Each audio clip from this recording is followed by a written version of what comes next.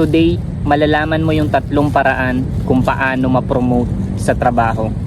Well, kung interested ka, click mo na yung like button at share mo na rin. Tara, pag-usapan natin. Unang paraan para ma-promote ka sa trabaho. Ito cheat code to ha. Walang masyadong nagsasabi nito. Kailangan mong sumipsip. Medyo cringe siyang pakinggan pero cheat code talaga yun na walang masyadong nagsasabi. Somehow kailangan mong sumipsip sa boss mo. Kahit sa katrabaho mo kailangan mong sumipsip. Kailangan mong magpalakas. Kailangan ano mo lahat kasundo mo. May kasabihan nga dun sa 48 laws of power. Ano yun? Don't outshine your master. Yun, kailangan mong sumipsip.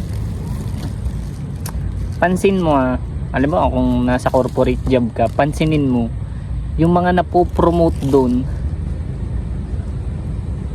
Maniwala ka sa akin, ka-close yun ng boss nila or tropa yun ng boss nila.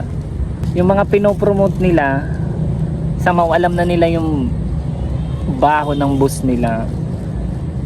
Yung barkada na sila since day one. Kasundo niya yung boss niya. Imaginein mo kung ilalagay ka sa sapatos ng pagiging boss. Hindi mo ipopromote yung hindi mo kasundo. Kahit sobrang galing yan, tapos hindi mo kasundo, hindi mo siya ipopromote kasi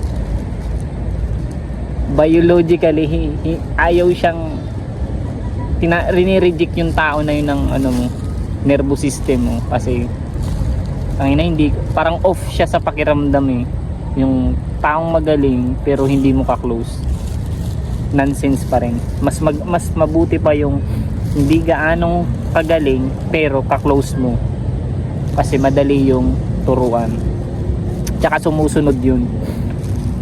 Doon nagkakaroon ng advantage yung mga sip-sip kasi sunod lang ng sunod sila at gusto yun ng isang boss, yung nafe-feel ng boss na boss talaga sila.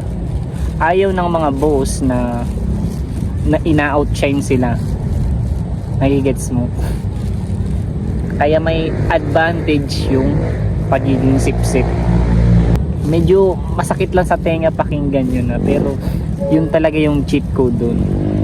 Somehow dapat nakuha mo yung loob ng boss mo kasi yun yung gusto nila parang familiar, parang nakuha mo na yung loob niya parang familiar na siya sa'yo, komportable na siya sa'yo. Pangalawang cheat code para ma-promote ka sa trabaho, kailangan trupahin mo yung mga katrabaho mo, yung security guard, yung boss mo.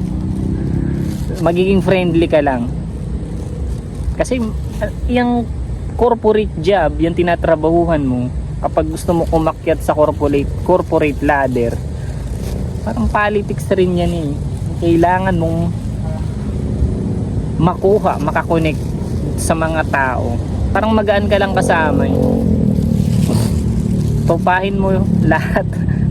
Magsimula dun sa janitor, kailangan mong trupahin kasi kung halimbawa ma-promote ka talaga, at least tropa mo na yung nasa pinakababay. Kahit san, kasi kung mapopromote ka talaga, kailangan mo silang i-manage. Alam mo, hindi ka kasundo ng janitor, malamang hindi ka rin magugustuhan ng mga iba kasi nga yung nasa laylayan nga hindi ka gusto. Paano pa kaya yung mga nasa taas? Dun nga sa janitor na yun, hindi mo yun natitreat ng tama, paano ka magugustuhan ng mga katrabaho mo? Kasi ano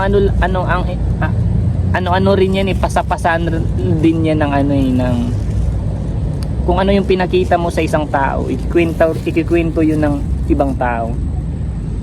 Ganun siya nag-work. Kung mabuti ka dun, ikikwento ka din nila na mabuti to, okay to. Hindi sa pagpapanggap na tutropahin mo talaga lahat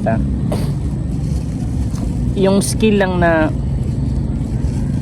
kaya mong makisama, yun talaga yung pinaka ano dun, core principle dun. Kasi magmamanage ka ng tao eh. Kumbaga kaya mong maglilid ka, kumbaga kaya mong pasunurin sila, kaya mong kuhain yung ano nila, yung loob nila. Kasi yung mga katrabaho mo, tao din yan eh, may feelings yan, hindi sila robot. Kailangan mong makakunik sa kanila bilang human being. Pangatlong cheat code para ma-promote ka sa trabaho, kailangan malupit ka talaga. Gagana lang yung unang at yung pangalawa na topic natin kung malupit ka talaga, kung na-hit mo talaga yung requirements sa posisyon na yun. Halimbawa, kailangan malupit yung requirements para ma-hit mo yung promotion na yun, yung position na yun is kailangan malupit mag-English or malupit ka magsalita, magaling ka magsalita. Kahit i-promote ka dun, pero kahit i-promote ka dun tapos ang requirements na malupit ka magsalita, useless pa rin. Kasi yun nga yung ano dun eh, requirement eh, kailangan magaling ka magsalita. So useless yung backer mo, yung tutropahin mo at saka sumipsip. Useless din yun kung hindi mo na-hit yung requirement. Kailangan talaga is malupit ka on paper. Hindi naman literal na on paper, kailangan mo lang ma-hit yung requirement. Kaya yung pangatlo is kailangan mo talagang continuous na matuto sa mga bagay-bagay. Hindi sarado yung isip mo. Kasi halimbawa ipopromote ka bilang CEO. Ano ba ang requirement para maging CEO? Unang-una dyan, kailangan malupit ka talagang mag-influence, magsalita.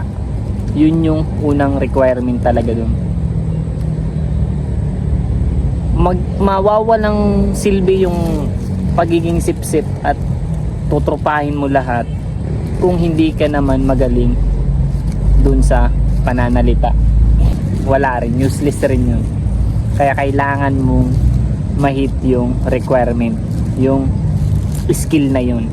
Habang tinatrabaho mo yung dalawang yun, yung pakikisama sa tao, sumipsip, tropahin yung mga katrabaho mo, kailangan mo rin trabahuhin yung sarili mo. Yung pag-chichikan mo yung mga boxes kung anong dapat chikan dun eh. Kailangan mong, kung requirement dun kailangan healthy, kailangan din talagang healthy kapag umaakit ka na sa sa napopromote ka. Kasi sabihin na sa 1 week isa na lang ang day off mo niyan, minsan nga wala eh. Kailangan din talaga yung healthy yung katawan mo dun. Kailangan din maganda yung mo dun, appearance mo dun, yung forma mo, yung pananalita mo, lahat. Kasi leader ka na nga eh. Ikaw na yung role model ng company na yun. Kumbaga ikaw yung image ng kumpanyang yun. Kumbaga ikaw na magpapatakbo nun eh. Kasi yung may-ari niyan wala na silang pakialam sa pag-manage yan. Ikaw na ang magmamanage yan. Kailangan mong maging matikas bilang boss. At kung may natutunan ka sa video na to, huwag mong kalimutang i-like at i-share mo na rin sa mga tropa mo na gustong ma-promote sa trabaho. At huwag mong kalimutang i-subscribe, hit the notification bell button, at hanggang sa muli.